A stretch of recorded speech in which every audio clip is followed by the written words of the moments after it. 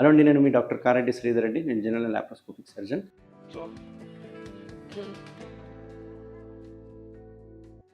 బీఎక్స్పో అంటే ఏంది? చాలామంది ఈ మధ్యన యాక్చువల్‌గా నిజం చెప్పాలంటే నా స్టార్టింగ్ కెరీర్‌లో చూసుకుంటే చాలామంది బీఎక్స్పోతో వచ్చేవాళ్ళు.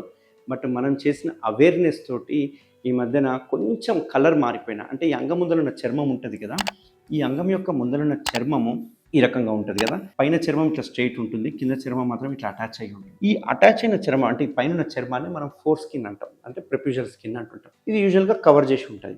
కొందరికి ఏమైతదంటే కొన్ని ఆటో ఇమ్యూన్ డిజీజ్ అంటాం. దీన్నే బీఎక్స్ఓ అంటాం. బెలనైటిస్ జిరోటికా ఆబ్లిటరెన్స్. ఒక రకమైన ఇన్‌ఫ్లమేషన్ వలన బొల్లి అంటాం కదా! విటిలిగో అంటాం కదా! సేమ్ అట్లనే ఈ కలర్ మారిపోతా ఉంటది చర్మం అనేది. మెల్లగా వైట్ కలర్‌లో మారిపోతది. యూజువల్‌గా ఆడ కొంచెం బ్రౌనిష్ కలర్‌లో, బ్లాకిష్ కలర్‌లో ఉండాల్సిన చర్మం కాస్త స్లోగా తెల్ల కలర్‌గా మారిపోతది. తెల్ల కలర్‌గా మారిపోయే వరకు సార్ కలర్ మారిపోతే ఏమైతది? ఏమి ఇబ్బంది ఉంది అని కానీ ఇక్కడ ఏమైతది అంటే అక్కడ ఇన్‌ఫ్లమేషన్ వలన అక్కడున్న ఇన్‌ఫ్లమేషన్ వల్ల ఆ కలర్ మారిపోయి ఎలాస్టిసిటీ పోతది. అంటే లాగే గుణం, వెనక్కొచ్చే గుణం పోతది. వెనక్కొచ్చే గుణం పోయిన తర్వాత స్లోగా అది అలాగే వదిలేసేస్తే గనక ఈ చర్మం పోయి కింద అతుక్కోవడం స్టార్ట్ అయితది.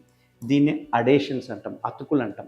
ఈ అతుకులు ఉన్నా గానీ ఇబ్బంది లేదు. కానీ ఎప్పుడైతే ఈ అతుకులు ముందలకి వచ్చేసిన తర్వాత మనకు మూత్రం పోయే దారి ఇది అనుకోండి. మెల్లగా ఈ అతుకులు ఇక్కడ కూడా అతుక్కోవడం స్టార్ట్ అయితది. అతుక్కుని ఈ డిజీజ్ లోపలున్న నాళాన్ని అంటే మూత్రం పోయే దారిని కూడా సన్నగా చేస్తది. దానివల్ల మూత్రం సన్నగా అయిపోయి దారి లేక భయంకరంగా బిగబట్టి పోయాల్సి వస్తుంది. దీన్నే బీఎక్స్ఓ అంటాం. ఈ బీఎక్స్ఓ చాలా డేంజర్. ఎందుకంటే ఈ బీఎక్స్ఓ కనుక కంప్లీట్ అతుకులు ఉంటే కనుక సర్జరీ కూడా పాసిబుల్ కాదు. ఎందుకంటే కంప్లీట్ అతుకులు ఉంటే తీయడానికి రాదు. అంతేకాకుండా కాస్మెటిక్ రిజల్ట్స్ ఉండదు. ఈ గ్లాండ్స్ భాగం మొత్తం అతుక్కపోతుంది. ఏది హెడ్ భాగము, ఏది బుల్లెట్ భాగము, ఏది చర్మం అనేది గుర్తు కూడా పట్టడానికి రాదు. ఇట్లాంటి టైంలో ఓపెన్ సర్జరీ కూడా వెరీ కాంప్లికేటెడ్ ఉంటుంది. ఎందుకంటే బ్లీడింగ్ కానీ ఇవన్నీ ఇన్ఫ్లమేషన్ కాబట్టి క్రానిక్ కాబట్టి ఇన్ఫెక్షన్ అవన్నీ ఉంటాయి అన్నట్టు. బట్ ఇట్లాంటి కేసెస్కు కూడా మనం స్టేప్లర్తో చేయొచ్చు. అదే అడ్వాంటేజ్. ఆ పాసిబిలిటీ ఓన్లీ కేఎస్ఆర్ అనే బ్రాండెడ్ స్టేప్లర్లో మాత్రమే పాసిబుల్ అవుతుంది. ఎందుకు అంటే దీనిలో డిఫరెంట్ సైజెస్ అనేవి అవైలబుల్గా ఉన్నాయి. సో మనం ఏవైతే అతుకులు ఉన్నాయో ఆ అతుకులన్నిటిని తీసేసుకుంటూ లోపలికి వెళ్ళిపోయి మనం అక్కడ ఉన్న చర్మాన్ని తీసేయడం వల్ల ఆ బుల్లెట్ భాగాన్ని అన్నిటిని కాపాడగలుగుతాం. దీనివల్ల అడ్వాంటేజ్ ఏంటంటే ఎటువంటి బ్లీడింగ్ ఉండదు, ఎటువంటి పెయిన్ ఉండదు,